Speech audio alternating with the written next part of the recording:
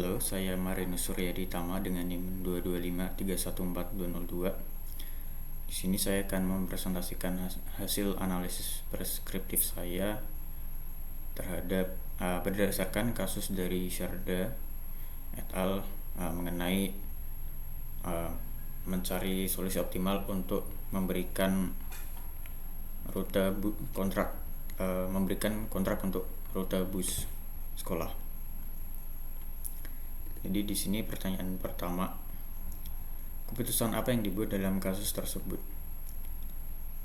Jadi di sini keputusan yang dibuat oleh Charles Lewis itu dia ditugaskan untuk menentukan bagaimana memaksimalkan keuntungan dari investasi dan memperbaiki bagaimana cara rute bus diberikan kepada berbagai vendor bus. Di sini solusi yang dia gunakan itu dia menggunakan software atau tool yang bernama Premium Solver Platform yang juga bisa digunakan bersama dengan Microsoft Excel. Kemudian di situ dia membuat model optimisasi yang memperhitungkan beberapa variabel seperti harga, kapabilitas, kepercayaan, stabilitas finansial, dan talenta bisnis terkait dengan masing-masing vendor. Kemudian pertanyaan kedua, data apa yang dibutuhkan untuk membuat alokasi terbaik untuk kasus tersebut?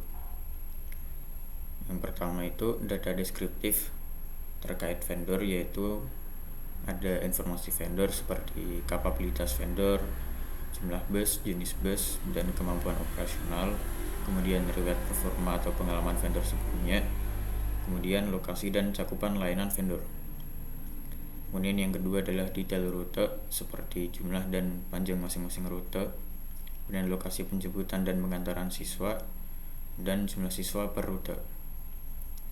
Kemudian yang ketiga adalah biaya yang diajukan untuk vendor tiap rute, minimum jumlah rute yang tersedia diambil vendor.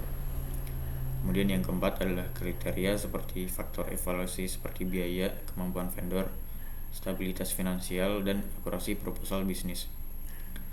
Kemudian data prediktif adalah ada estimasi performa vendor, itu memprediksi apakah vendor dapat memenuhi layanan dengan tepat waktu dan kualitas baik berdasarkan data historis. Yang kedua ada estimasi biaya dan efisiensi, itu memprediksi perubahan biaya operasional jika jumlah rute yang dimenangkan berbeda dari yang ditawarkan. Kemudian pertanyaan ketiga, kendala apa yang mungkin perlu diperhatikan dalam memberikan kontrak untuk suatu rute? Di sini mungkin kendala yang perlu diperhatikan seperti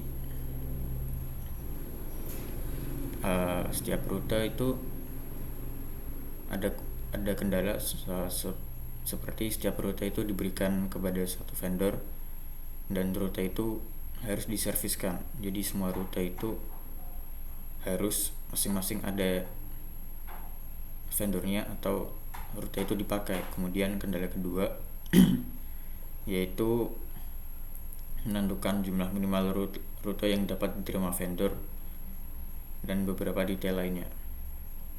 Kemudian pertanyaan keempat, contoh kasus apa lagi yang dapat dimodelkan menggunakan pengambilan keputusan semacam ini?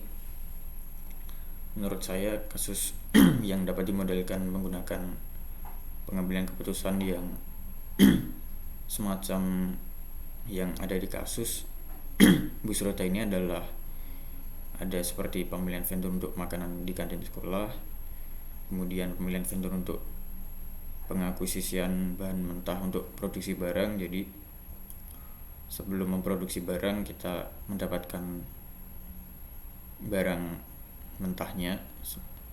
Nah, kita di situ bisa melakukan hal yang serupa untuk memilih vendor yang terbaik. Kemudian di sini mungkin setelah itu kalau kita ingin menjual barang, nah kita bisa melakukan hal yang serupa untuk pemilihan distributor lokal untuk menjual barang kita. Sekian dari presentasi saya. Terima kasih.